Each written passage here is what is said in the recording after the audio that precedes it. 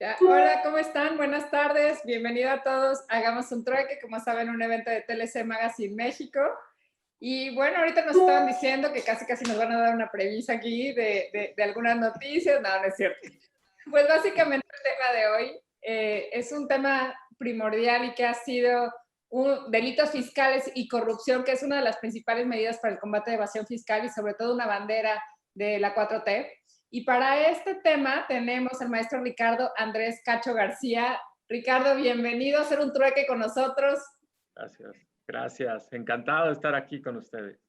Es un placer tenerte aquí y pues antes que nada y dejarte el micrófono, quisiera presentar tu semblanza. Okay. El maestro Ricardo Andrés Cacho García es director general de control procedimental en la Subprocuraduría Fiscal Federal de Investigaciones de Procuraduría Fiscal de la Federación de la Secretaría de Hacienda y Crédito Público. Licenciado en Derecho del ITAM, maestro en Derecho Penal Internacional de la Universidad de Leiden en los Países Bajos. Cuenta con estudios relacionados de la Universidad de Cambridge y la Universidad Complutense de Madrid. Desde el 1 de mayo de 2016 funge como director general de control procedimental y anteriormente fue director de investigaciones en la misma dependencia. Previo a ello, fungió como coordinador de asesores en la Coordinación de Asuntos Internacionales y Agregadurías de la Procuraduría General de la República. De 2011 a 2013 trabajó como subdirector en la Dirección de Delitos Financieros de la Subprocuraduría Fiscal Federal de las Investigaciones. Ha representado al Estado mexicano ante organismos internacionales como la ONU, la OCDE, la OEA y el GAFI. Ha sido catedrático en el TEC de Monterrey, impartiendo la materia de Derecho Penal Internacional y en la Universidad Iberoamericana, impartiendo la materia de Derecho de los Tratados Internacionales y actualmente la de Derecho Internacional. Pues bienvenido, Ricardo. Es un placer tenerte aquí a hacer un trueque con nosotros. Gracias. Gracias, muchas gracias. Pues un buen trueque siempre que tiene que ver con pláticas sobre combatir corrupción, combatir evasión fiscal. Gracias a ustedes por en este trueque regalarme su tiempo. Pues como digan, ¿ya me echo de lleno o...? Como es, tú siéntete en tu casa, siéntete a gusto, danos la premisa. Nos tiene preocupado que no estuvieras pudiendo entrar porque sé que tenías algo pendiente y urgente seguramente. De antemano, bueno, mi agradecimiento y mi reconocimiento a todo el equipo de la Procuraduría Fiscal Federal. Me tocó ser alumno, ¿no? Aprender algo un poquito del procurador fiscal. Si le puedes enviar nuestro saludo Claro y que sí. cariño por parte de Daniela y tu servidor, a Carlos Romero, por supuesto, al subprocurador Gerardo del Rey, si también nos lo puedes Claro. saludar. Si se asoma, pues lo veremos. Y pues bienvenido, ¿no? Bienvenido y a escucharte. La dinámica generalmente es que nos platicas un poco y al final hay una serie de preguntas que ya traemos varias que te queremos hacer. Y también los panelistas que te están acompañando y te están escuchando, que los puedes ver, te van a seguramente hacer alguna reflexión o pregunta. En el grupo tienes de toda la República, pero aparte también de Sudamérica. O sea, está nuestro buen amigo Edgar Preciado, ecuatoriano que vive en Bolivia, y hay más personalidades que se vienen sumando. Buenas noches, Edgar. Y lo estamos transmitiendo y queremos agradecer a través de Concanaco Servitur, ¿no? El presidente José Manuel López Campos también le externa un saludo al procurador fiscal y a ti, y está ahorita en reuniones, y pues también se está transmitiendo por las redes sociales de TLC Magazine, TLC Asociados y el colegio, y Concanaco, ¿no? Obviamente. Pues siéntete en tu espacio. Gracias, gracias Octavio, gracias Daniela, gracias a todos los panelistas, a nuestros hermanos latinoamericanos por escucharnos, por interesarse y bueno, a todos los participantes que veo que se van sumando y se van sumando, va subiendo ese numerito, me da gusto, sean los que tengan que ser y bueno, pues las premisas de los casos no se pueden compartir aún por respeto a la confidencialidad de las investigaciones y del secreto fiscal, etcétera, pero en algún punto irán viendo los resultados de nuestras investigaciones. Y sí, de eso estamos ahorita todavía trabajando y acabando, nos seguimos, porque son asuntos importantes que estamos construyendo para combatir la evasión fiscal, sobre todo la más peligrosa, la más profesional, y sofisticada que es la que ha dado pie a estas últimas reformas que se crearon en el Congreso y a impulso de la Secretaría de Hacienda. Pues, evasión fiscal y corrupción. Me gusta que los dos temas estén juntos, están relacionados porque tienen muchos denominadores comunes. Hace poco publiqué un artículo, una columna en un periódico de circulación nacional sobre la relación que hay entre la corrupción y la evasión. Me gusta hacer ese juego de analogías porque incluso intitulo yo esta idea como la evasión fiscal, una forma de corrupción. La evasión fiscal tiene tantas relaciones con la corrupción que me gusta verla como parte de un mismo paquete de actos ilícitos, pero sobre todo reprobables para la sociedad y sobre todo en épocas como estas, ¿no? Que sacan a luz las necesidades más elementales de una sociedad.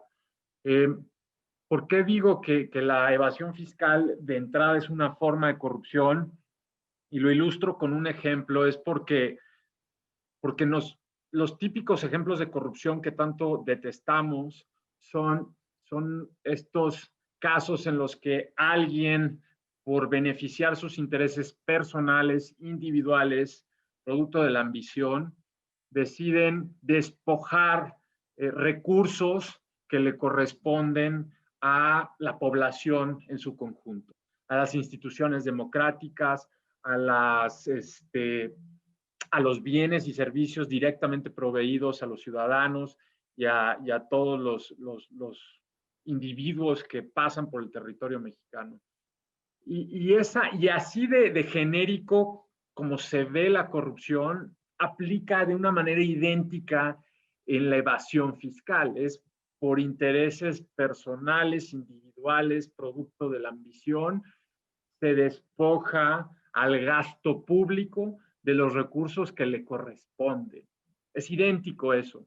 Entiendo que hay diferencias cuando nos vamos ya a los casos más específicos, pero así se puede plasmar muy claro y muy gráficamente lo que es la evasión fiscal. Es despojar al gasto público de un recurso que le corresponde, ¿no? Y le corresponde aun cuando uno lo genera, ¿no? El ciudadano, el contribuyente genera el ingreso producto de su trabajo, producto de su tiempo, de su esfuerzo, incluso con los inversionistas, con los empresarios, producto de su riesgo, ¿no? Un riesgo que tomaron y generó un ingreso, una utilidad, y a su vez eso una base impositiva que se traduce en recursos, ¿no? En recursos que le corresponden enterar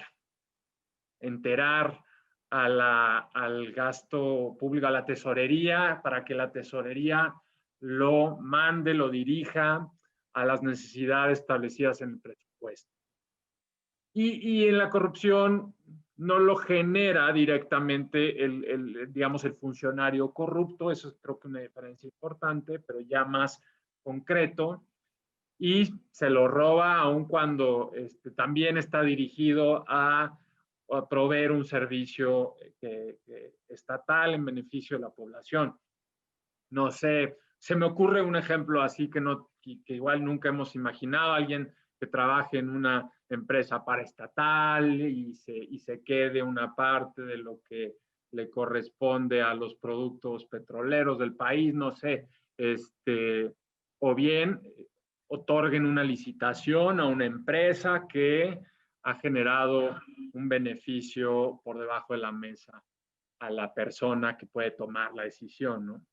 Todos estos actos finalmente perjudican gravemente a México, al país, a todos, incluso a los que caen en esas conductas, porque finalmente ellos viven en este país, ellos utilizan nuestras calles, padecen cualquier acto de inseguridad que pueden llegar a padecer, y en su momento, claro que hay veces que tienen el privilegio algunos de contar con servicios privados que sustituyen a veces los servicios públicos del Estado, pero finalmente muchos otros servicios son para todos, tengamos o no tengamos mucho dinero a nuestra disposición. Y por otro lado, también yo insisto mucho en el tema de la fraternidad, ¿no? El combate a la corrupción y a la evasión fiscal surge a partir de un sentimiento y de una necesidad de fraternidad, no solo porque nos interesa este combate, no solo porque nos beneficia, sino porque beneficia también a los más necesitados, porque beneficia a todos los que requieren los servicios públicos de una manera más urgente o esencial para su subsistencia o la de su familia. Por eso creo que está de por medio ese sentimiento de que todos somos conciudadanos, todos somos miembros de la raza humana, y el que esté bien mi vecino significa que estoy bien yo. Y así además funcionan las sociedades más evolucionadas. Entre mejor estamos todos, mejor es el trayecto que seguimos juntos.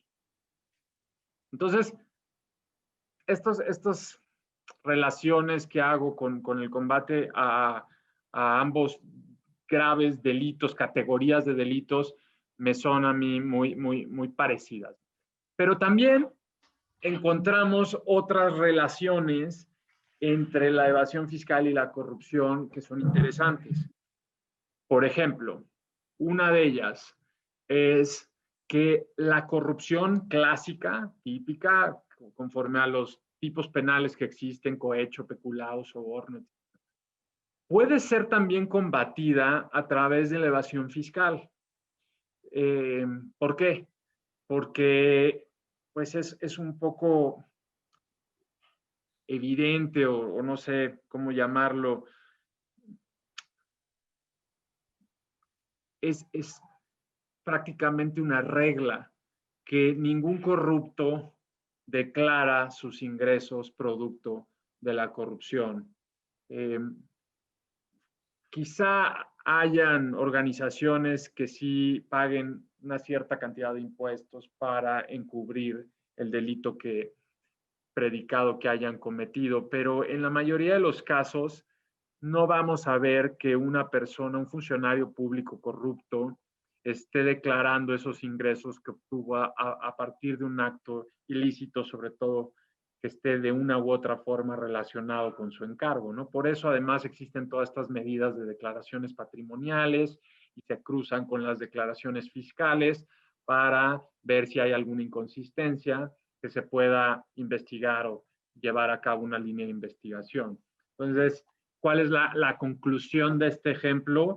Es a los corruptos los podemos perseguir penalmente, no solo por los delitos cometidos en contra de sus dependencias o el Estado, sino además por delitos fiscales.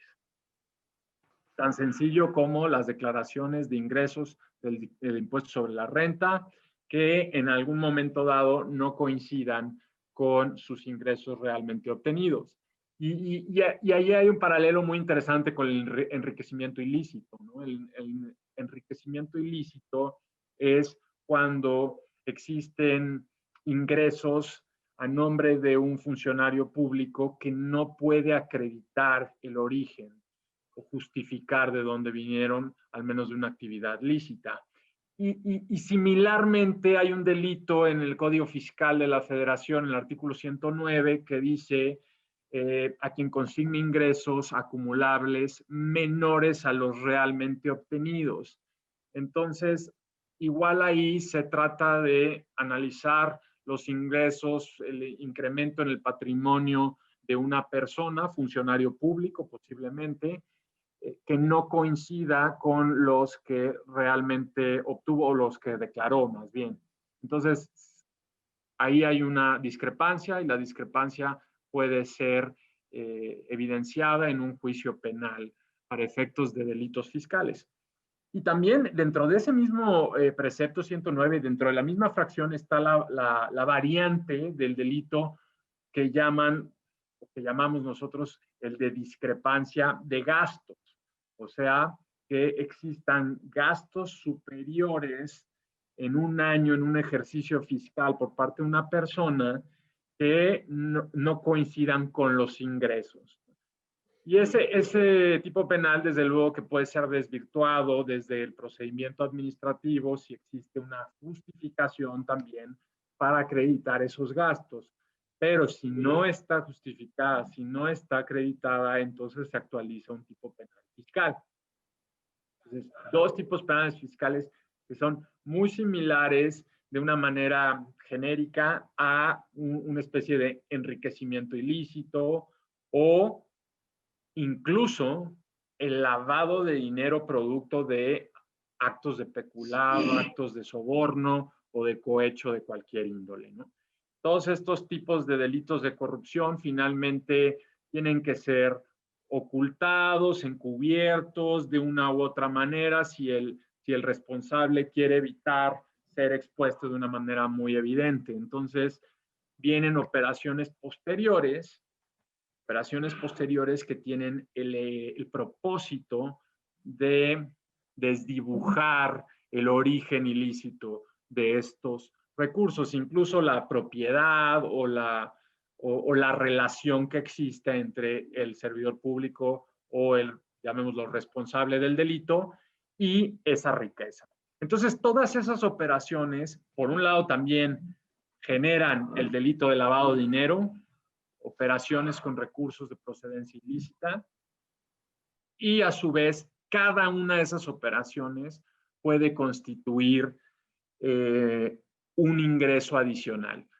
Cada vez que se mueve el dinero, si cambia de manos a una persona moral, a una empresa fantasma, a un familiar, al servidor público, porque luego regresa y luego vuelve a dar otra vuelta, justamente para que parezca que viene de un lugar justificado.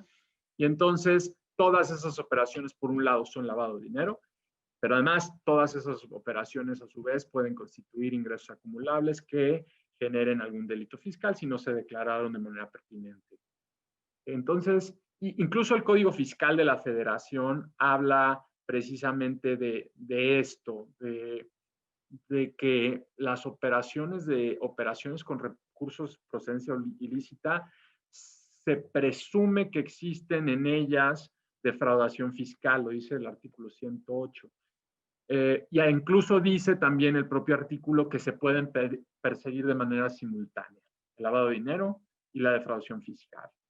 Entonces, ahora ya les agrego un elemento adicional de persecución penal en contra de este tipo de operaciones, tanto de corrupción, que se traduce en una defraudación fiscal porque no declaran los ingresos producto de la corrupción, y luego en operaciones de encubierto, de disimulación del origen del dinero, que generan lavado y a su vez cada movimiento, si cambia de patrimonio, también generan ingresos acumulables. Y una última relación que me gustaría mencionar entre corrupción y evasión, antes de entrar a otros aspectos un poco más detallados de la parte fiscal, es que hemos visto, sobre todo recientemente, de investigaciones que se han construido de los años anteriores en que hubo una gran malversación de fondos públicos, que muchas de estos desvíos de recurso público se hicieron directamente en empresas fantasma, empresas factureras. Y eso es un fenómeno que además pues no es novedoso, pero sí lo quiero presentar como una relación adicional más.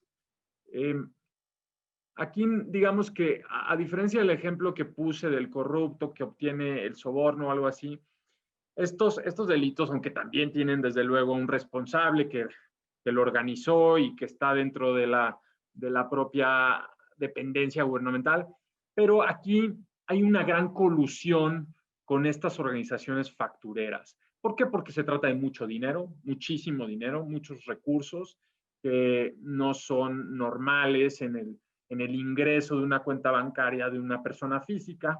Entonces, los recursos se mandan directamente a empresas fantasma factureras. ¿Por qué empresas fantasma factureras? Porque son empresas de papel, empresas de cartón, cascarón, como las quieran llamar, fachada, porque están formalmente constituidas, existen legalmente, pero no producen nada, no hay una sustancia económica, no hay una actividad, no hay empleados verdaderamente. Algunos tienen el nombre de empleados, pero no lo son, nada más es el pretexto para bajar el dinero a personas físicas que están involucradas en esa empresa pasada. Entonces, el dinero se mueve de una organización gubernamental, de un órgano público, directamente a estas empresas. ¿Qué beneficio les genera esto también a los que se coludieron? Que es más fácil tratar de justificar la salida de los recursos porque siempre puede haber una adjudicación de por medio, una supuesta licitación, donde se violan todos los procedimientos de licitaciones y entonces ya la empresa fantasma aparece como la supuesta proveedora del Estado. Y mientras tenga un objeto social que coincida de una u otra manera con los bienes que le están solicitando, y además en la mayoría de los casos los objetos sociales son tan amplios que dejan espacio a que cualquier cosa que se les ocurra lo incluyan ahí. Los objetos sociales estos son muy amplios, los representantes legales normalmente son prestanombres, los grandes artífices de estas operaciones no firman directamente en muchos casos, y al menos su participación en la empresa, pero recurren a gente que presta su nombre para aparecer como el supuesto representante y a veces el supuesto accionista también. No tiene que ser nada más el administrador, porque los accionistas realmente están ocultos, están atrás. Los verdaderos beneficiarios finales los llamamos y así se les llama en los estudios de este tipo de fenómenos, ¿no? El beneficiario final no aparece, aparecen prestanombres. Estos prestanombres que son personas en ocasiones que carecen de una actividad laboral, entonces no tienen empleo, pueden estar necesitados económicamente, a veces puede ser gente con bajo nivel académico, de educación, a veces hemos visto gente que ni siquiera acabó la primaria y aparecen como los representantes legales de empresas que están recibiendo miles de millones de pesos del Estado para proveer algún servicio o producto. ¿Y qué otras características hay en estas empresas fantasma? Pues además los domicilios llegan a ser domicilios aleatoriamente escogidos o justificados con algún comprobante falso, o simplemente se trata de terrenos, baldíos, obras inacabadas, casas particulares, covachas, lo que encuentren para levantar el acta y luego registrarse ante el Servicio de Administración Tributaria. Se tienen que registrar en el Servicio de Administración Tributaria este tipo de empresas porque una de sus grandes modus operandi, de sus estrategias, consiste en emitir facturas con operaciones simuladas, comprobantes fiscales con operaciones simuladas, ya sea inexistentes o alteradas o actos jurídicos simulados. Entonces, emiten este tipo de facturas porque de una u otra manera quieren disfrazar las actividades que realizan. Y si son proveedores del Estado, en estos casos de corrupción, supuestos proveedores del Estado, entonces desde luego que tiene que haber una factura y tiene que ser una factura como actualmente se emite, electrónica, y emiten la factura por los servicios que supuestamente están contratados. Estos del objeto social que lograron acomodar de una u otra manera, también los acomodan en la factura. Muchas veces son intangibles los servicios de estas factureras, empresas fantasma, son intangibles en ocasiones porque el intangible les da más espacio de improvisación y de ocultamiento de la veracidad del servicio o bien que supuestamente están proveyendo. Y me refiero a servicios o bienes porque, por un lado, los servicios famosos intangibles típicos que utilizan son consultorías, son estrategias, planeaciones, asesorías, a veces son legales, a veces son contables, a veces son administrativas, a veces son las tres juntas, y a veces son de otro tipo de asesorías. Lo que se les ocurra puede ser mercadológica, puede ser publicitaria, etcétera. Y eso les favorece a ellos porque mientras tengan esa intangibilidad, pueden tratar de defenderse en algún momento dado y decir que sí se dio, aunque no haya una evidencia física que lo acredite. Y cuando se trata de bienes intangibles, luego vemos pues, bienes, los típicos bienes de este siglo, que son los electrónicos, los computacionales, tecnológicos. No se trata per se de un equipo tecnológico, aunque también puede haber de esos casos, pero es más fácil cuando lo manejan como una especie de programa, un software, una actividad difícilmente también construida en un mundo físico, sino más bien virtual.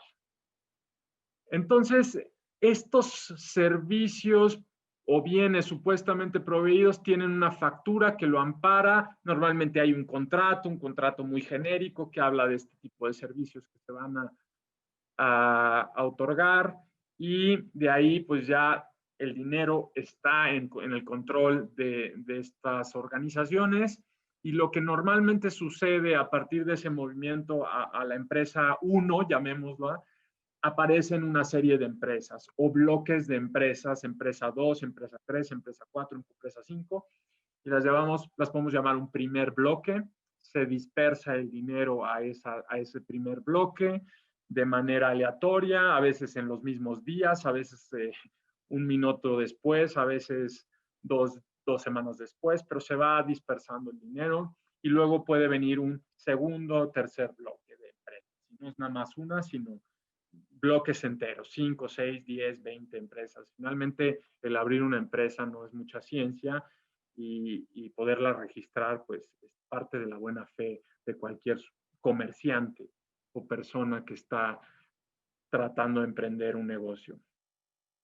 Entonces, bloques de dispersión. Normalmente en estos bloques de dispersión de dinero también existen emisiones de facturas de cada una de estos movimientos, y las facturas se van repitiendo, y eso para nosotros es muy interesante y nos genera buenos indicios para acreditar en su momento en juicio de que pierde un poco la lógica en todo este movimiento de dinero supuestamente justificado por facturas, por servicios, por bienes. Cuando ya empiezas a sumarlos todos, no tiene mucho sentido, ¿no? Una es asesora, y luego la otra también es asesora, y luego la tercera es también asesora, y luego la cuarta es asesora. Entonces, un asesor se asesora de otro asesor, que se asesora, y luego, como son movimientos circulares, regresa la asesoría a la primera asesora, y eso pues evidencia un poco este tipo de engaño, vamos a llamarlo.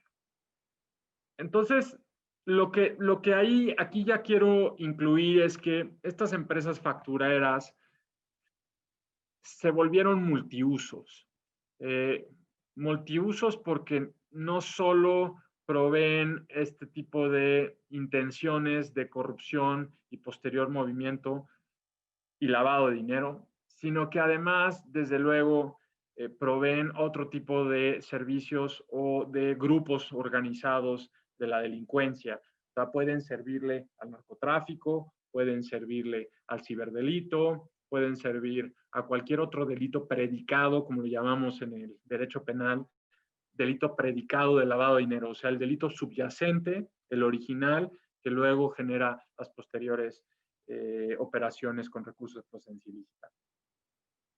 Pero sobre todo, evidentemente, el origen y nombre de las factureras es emitir facturas con comprobantes de operaciones simuladas para deducir o acreditar impuestos de manera ilegal. Y eso es el tema directamente relacionado con la evasión fiscal. Las factureras, entonces, tienen una estrategia de, llamémosla, de proveedores en masa de servicios o bienes ilegales. Así como un vendedor de armas también es un proveedor de un servicio o bien ilegal a los clientes, el facturero hace exactamente lo mismo. Lo vende a quien se le ponga enfrente, y no solo eso, sino salen a venderlo, salen a reclutar. Hemos visto esquemas de reclutamiento donde el facturero consigue a reclutadores y mientras el reclutador consigue a clientes, pues se lleva una parte de la comisión. Hemos visto anuncios en Internet, hemos visto anuncios en Facebook de gente que ofrece facturas o las pone a la venta.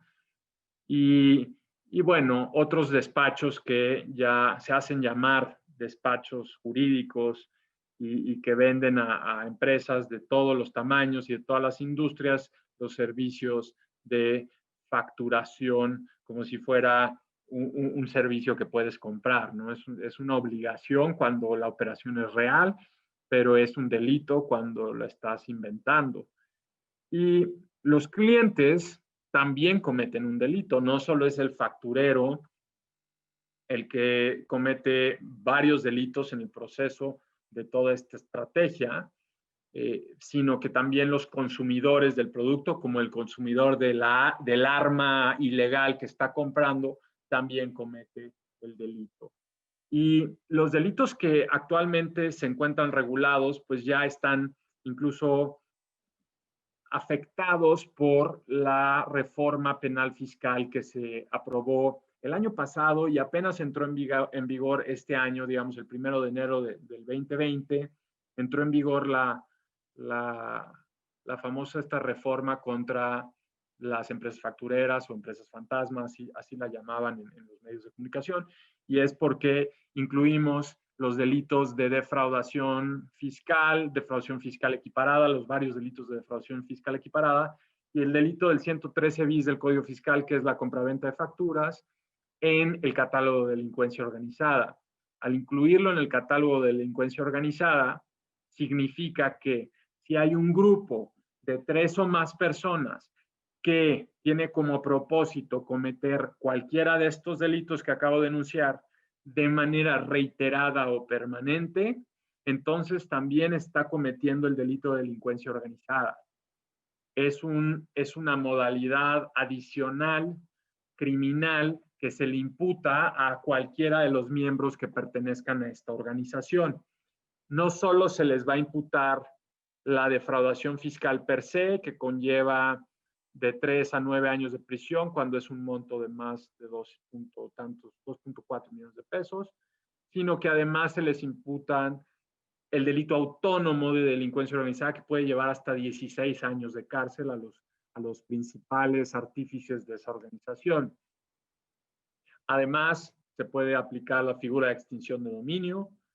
Además, se pueden utilizar técnicas especiales de investigación que van de la mano con el concepto original de delincuencia organizada, que es un concepto que se basa en combatir organizaciones sofisticadas de crimen, que están estructuradas, que están jerarquizadas, que tienen elementos de encubrimiento, que tienen mecanismos ya bastante sofisticados de protección, de seguridad, incluso de amenaza a cualquier testigo o víctima o involucrado.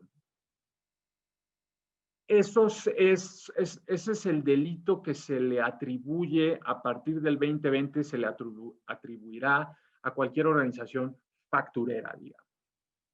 Al consumidor no se le atribuirá el delito de delincuencia organizada, al menos que participe en estas organizaciones ya de una manera activa. pero si compra los productos de estas organizaciones, entonces está cometiendo un delito fiscal calificado. Vamos a llamarlo en términos coloquiales un delito grave, un delito fiscal grave como se entendía antes, y actualmente tiene, digamos, que las mismas consecuencias. Al ser un delito grave, conlleva prisión preventiva oficiosa durante el proceso y tiene penas agravadas. Y bueno, resulta ser evidentemente una conducta que es todavía más dañina conforme al ordenamiento jurídico.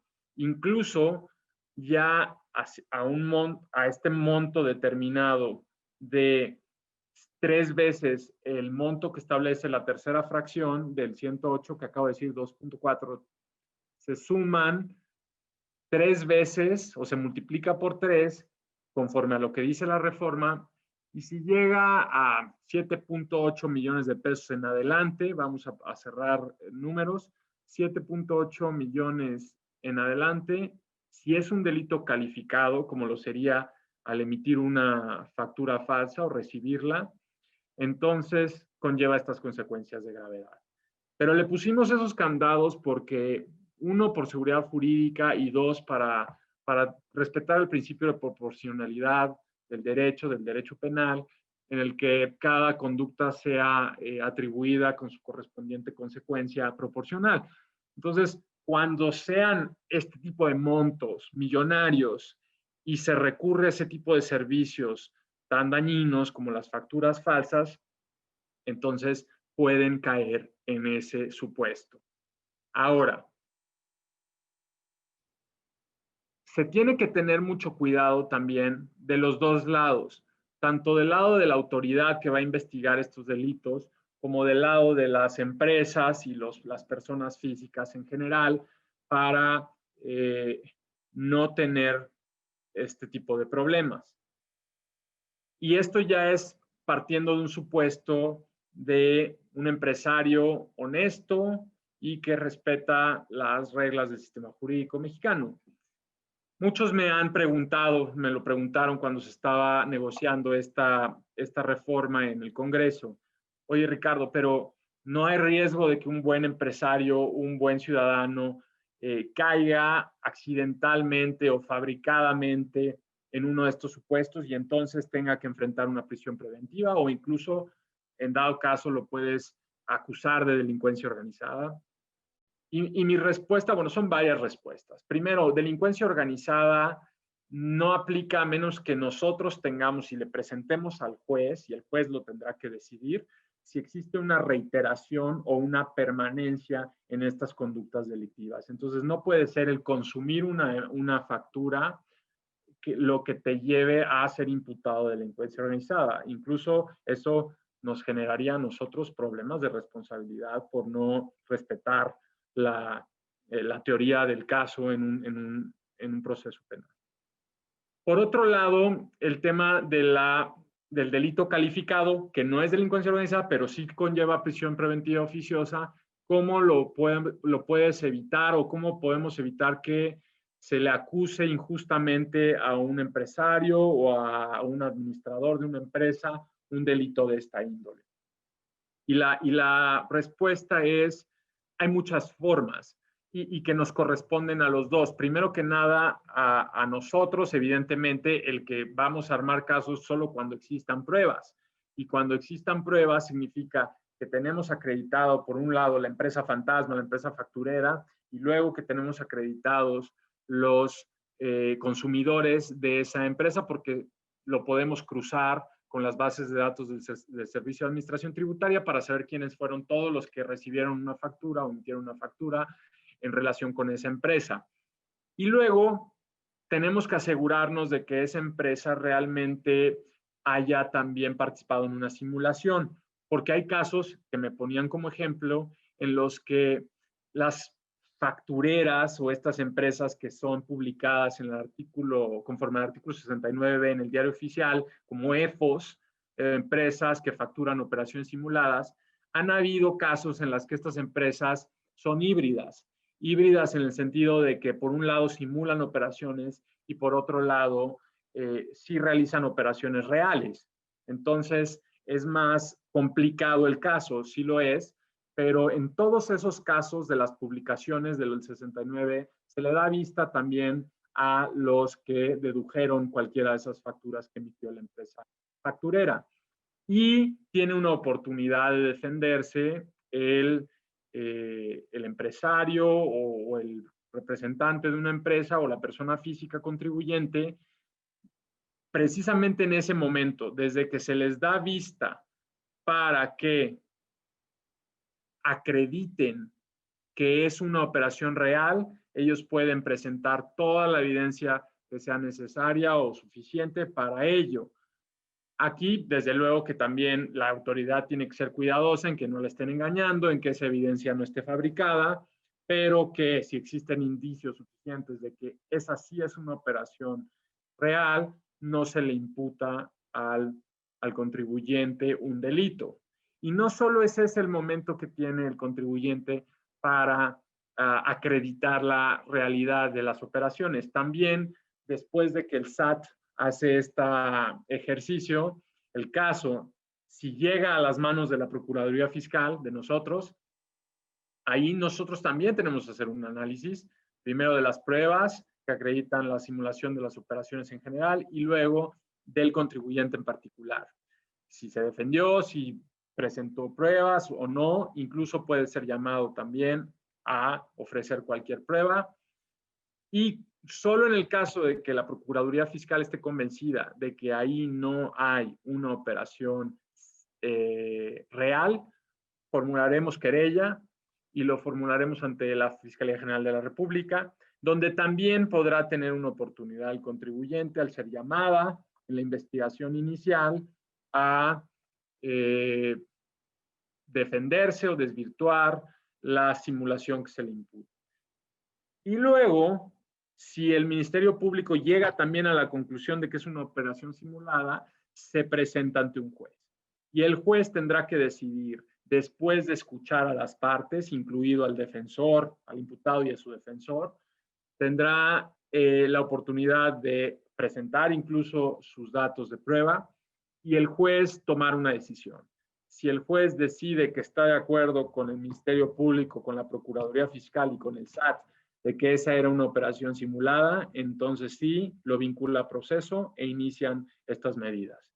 Si el juez considera que no, que está desvirtuada la simulación, entonces regresa el caso y el Ministerio Público tiene la oportunidad de buscar más pruebas o, en su caso, ya desistirse o no volver a accionar el procedimiento judicial. Estas, digamos que son las consecuencias a grandes rasgos de lo que se estableció en la reforma, que bueno, tuvo además mucha publicidad desde su negociación hasta su aprobación. Y cuando me refiero a que los contribuyentes también pueden tener el debido cuidado, es porque me refiero a dos cosas en particular. Por un lado, cualquier contribuyente, sea persona física o moral, tiene que tener la diligencia adecuada como para mantener, archivar o recolectar cualquier tipo de prueba que ampare la veracidad de las operaciones que realiza, sobre todo si estamos hablando de este tipo de montos, ¿no? Los montos que estoy hablando son de 7.8 millones de pesos en adelante de omisión de impuestos. Entonces, si omisión de impuestos es 7.8, estamos hablando de más de 20 y tantos millones de pesos que debieron haber ingresado a las arcas de esa empresa o persona física. Entonces, cuando estamos manejando ese tipo de dinero, mi recomendación a los empresarios, a los encargados de la presentación de las declaraciones, etcétera, etcétera, es mantengan, posean, ordenen muy bien sus papeles y cualquier evidencia de las operaciones es bienvenida. Y además, eso solo está en manos de cada uno de saber qué es lo que obtuvo, si fue un servicio o si fue un bien, cómo se acredita, puede ser desde cualquier correo electrónico, testimonios, en adición a las facturas, contratos, desde luego, puede ser fotos, pueden ser acreditaciones, si es un servicio legal, de la consulta que se dio, si es un juicio, del juicio que se llevó, si es un software, puede tener evidentemente instalado el software, y si en algún momento tiene un procedimiento judicial que lo amerite, un peritaje, el peritaje será contundente, etcétera, etcétera, etcétera. Entonces, por un lado, esta responsabilidad puede ser resuelta tanto internamente por una empresa o por una asesoría de un despacho o de un abogado o incluso de un contador que sepa bien las formas de acreditar este tipo de operaciones. Entonces, esa es como una responsabilidad que se le invita a tener al contribuyente. Alguna vez me preguntaron, oye, Ricardo, pero pues, ¿qué culpa tenemos nosotros, no? De que ahí haya gente facturera simulando y los que la compran, y yo nunca he hecho eso. Y mi respuesta es por supuesto que no es tu culpa, es culpa de ellos. Y nosotros como autoridad también podríamos estar llevando otro tipo de casos, pero no le tenemos que dedicar una gran cantidad de tiempo a armar investigaciones, juntar pruebas también para meter a esas personas a la cárcel. Y es culpa de ellos, ¿no? Es culpa de ellos igual de todos los lavadores de dinero, que existan oficiales de cumplimiento hoy en día, que existan medidas de compliance, y para corrupción también, y ahora para defraudación también es muy importante. Lo cual me lleva al segundo punto que quería mencionar, y que con esto quizá ya puedo acabar antes de entrar a la siguiente fase. Las personas morales, o sea, así las llamamos los abogados, las empresas o cualquier entidad jurídica como una asociación o un propio despacho o lo que sea que representa una personalidad jurídica, ahora también pueden ser acusados penalmente. La empresa, no solo la persona física como antes sucedía, sino que ahora también podemos entablar un procedimiento penal contra la empresa en sí, independiente, con independencia procesal, incluso de fondo, con lo que tiene que ver con la persona física. Porque desde luego que cualquier persona moral actúa a partir de conductas humanas, pero si existe evidencia de que el delito se cometió a nombre de,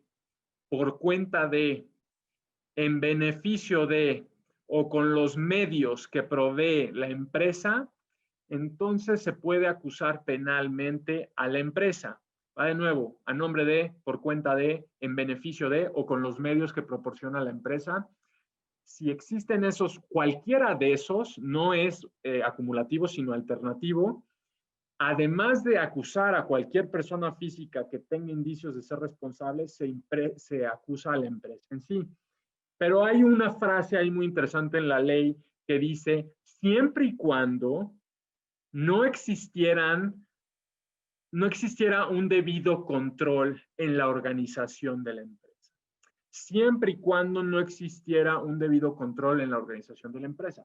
Y eso, como en derecho lo llamamos a contrario sensu, significa que si sí hay un control, que si sí está establecido un mecanismo de organización que prevenga o desincentive ese tipo de conductas dentro de la empresa, entonces no puede ser acusada la empresa en sí. No puede ser acusada la empresa si se acredita que tenían una especie de organización que evite estas conductas. Eso puede ser, claro, desde un oficial de cumplimiento, modelos de riesgo, capacitación o incluso medidas de sanción internas cuando se rompen los procedimientos, etcétera, etcétera. Entonces, ahora que están estas reformas y se puede acusar penalmente a la empresa, no solo se deben de cuidar las personas físicas de lo que firman, de lo que declaran y todo, sino que si uno es empresario, director general o responsable de los cumplimientos fiscales de una empresa, lo recomendable es, y sobre todo si se tratan de empresas de cierto tamaño en adelante, que tengan adecuados medios de control.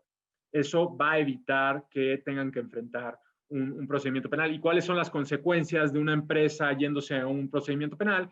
Evidentemente no se le puede meter a la cárcel, no la pones en una celda, pero les puedes establecer multas económicas de cualquier monto en relación con su acto criminal. Les puedes hacer un decomiso de sus bienes y hasta el punto de que las puedes llegar a liquidar. O sea, el juez en la sentencia penal puede ordenar la liquidación de la empresa. Esas son las consecuencias, pero siempre y cuando existan este tipo de negligencias, porque no hay un adecuado control. Ahí me voy a quedar y entiendo que eran por ahí de 45 minutos, pero quiero dar espacio también para cualquier pregunta, duda o comentario para seguir ahondando un poquito. Pues no me queda más que agradecerte, Ricardo, por esta plática, la verdad, muy interesante. Creo que aquí algunos todavía quisieran platicar contigo, pero hay límites. Y bueno, te vamos a extender un reconocimiento virtual de parte de todo el equipo de Hagamos un Trueque. Ay, creo que te equivocaste, Isa. Ya lo presentaste. Ahí está. Hagamos un trueque, otorga el presente reconocimiento a Ricardo Andrés Cacho García por hacer un trueque en la plática de hoy, delitos fiscales y corrupción, el 7 de octubre del 2020. Muchísimas gracias, Ricardo. Gracias por tu tiempo, sé que es muy apreciado.